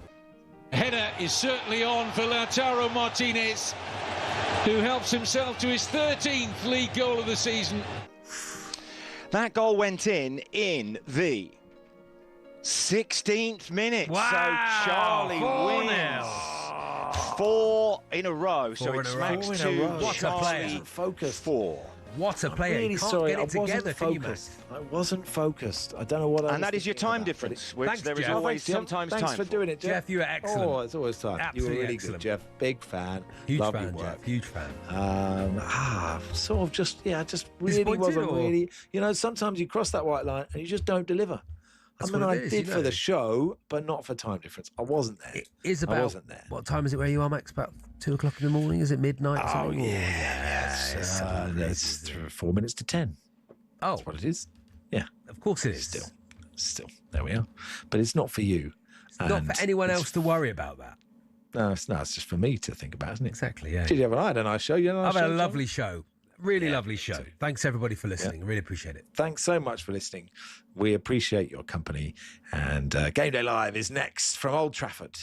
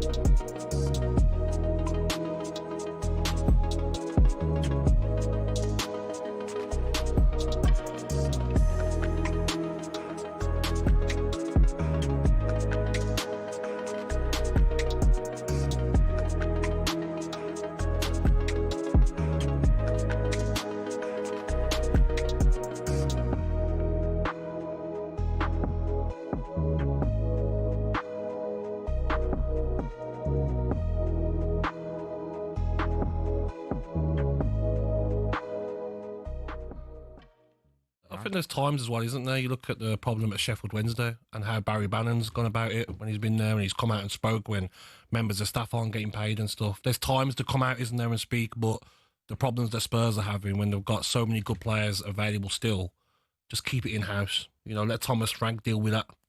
Yeah, for sure. Because Thomas Frank has obviously been asked about it. He was quite diplomatic in public. In private, would he have been fuming with his captain, you think? I think so, yeah. I think he would have been fuming. Does he do fuming? He does sort of quiet fuming. Scandinavian fuming.